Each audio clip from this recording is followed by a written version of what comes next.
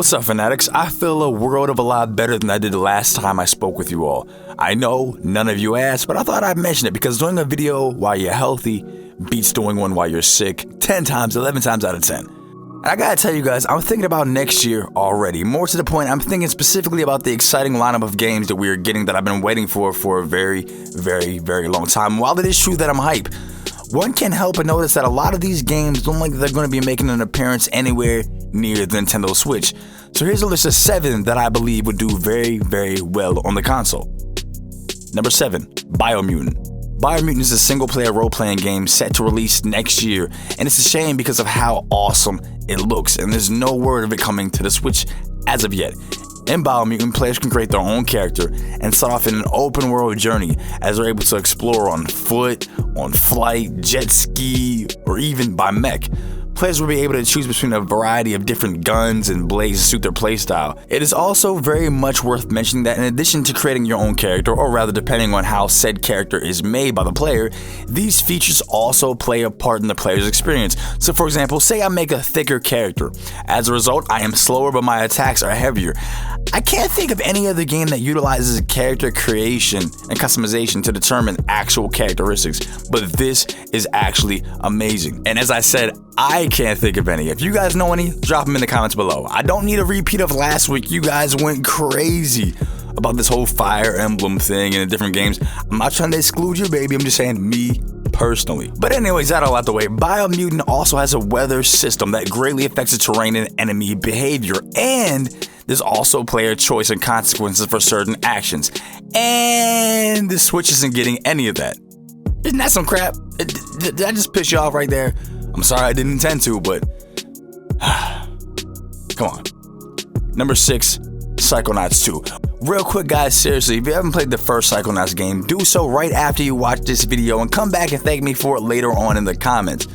Because this is a sequel game, I'm not going to get too much into narrative detail as not to spoil those of you who haven't played the original, like I said, but trust me when I tell you this is fun, and assuming this game does what a sequel is meant to do, this will be bigger and better than the first one. Just know psychics, traveling into people's minds, and awesome powers. There you go. Play the first and be mad about the possibility of the sequel never coming to the Switch just as much as I am.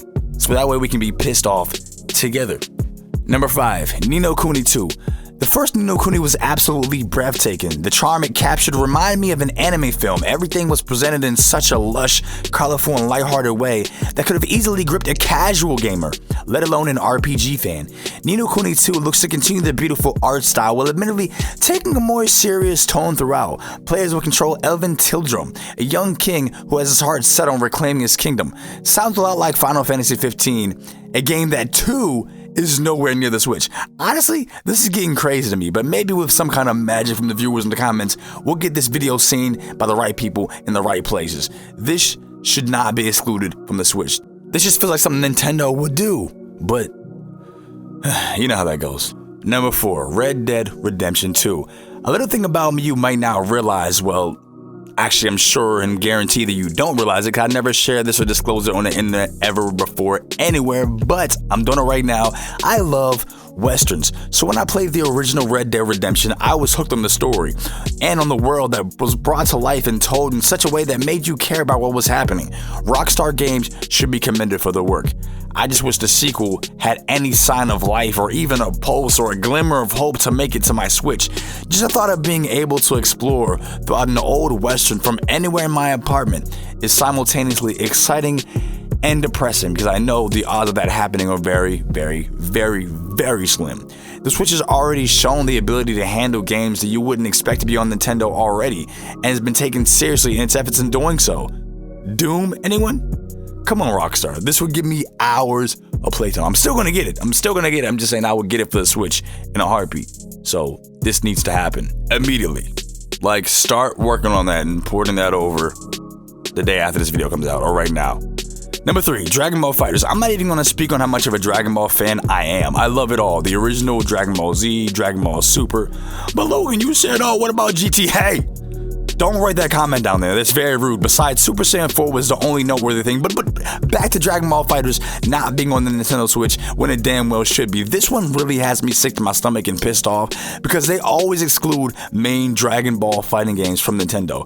Well, okay, not always, but such has been the case for years now. Raging Blast 1, Raging Blast 2, Battle of Z, Burst Limit, Ultimate Tenkaichi, Xenoverse 1. But hey, they did release Xenoverse 2 for the Switch a year after the initial release on the PS4 and Xbox One when nothing was given to the Wii U. Look, don't say you're gauging interest in Xenoverse 2 on the Switch in order to determine if FighterZ will be a good fit for the console. Just put FighterZ on the Switch. Just do it. Just put FighterZ on the Switch. It's not hard. Just pour it on over. Make that version so I can get it and I can play online on my Switch and play that Dragon Ball FighterZ anywhere I go. What are you doing? What are you doing? Seriously. I don't want any more skipping of Dragon Ball Z fighting games for my Nintendo Switch. At all. Number 2, Anthem. BioWare. How disappointed I was when I played Mass Effect Andromeda. The very game I gushed about for years before its release, and when I finally got it, my reaction was, meh.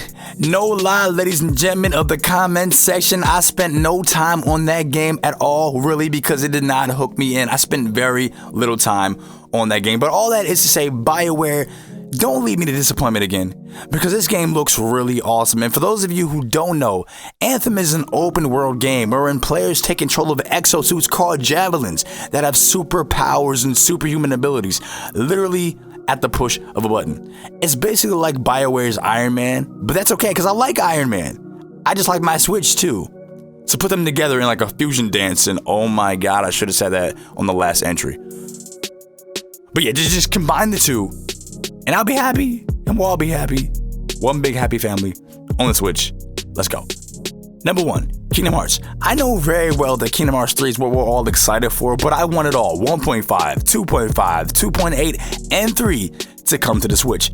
Nintendo was a meaningful part of the story being carried throughout. With titles like Chain of Memories on the Game Boy Advance and Dream Drop Distance on the 3DS, they've had that relationship with Nintendo before.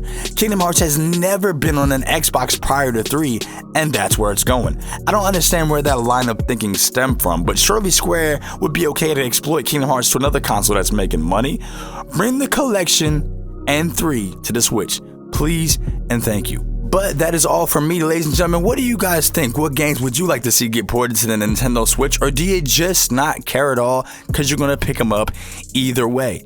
Guess what? It's been a pleasure, and it always is. My name is Logan of Fanatix Four, saying thank you so much for watching. Once again, we make videos every Tuesday and Thursday without fail at 4 p.m. Eastern Time. Now go play Psychonauts 1, Ni no Kuni 1, and Red Dead Redemption 1. So that way you're ready for the sequels. Also, go play Kingdom Hearts if you have yet to do that.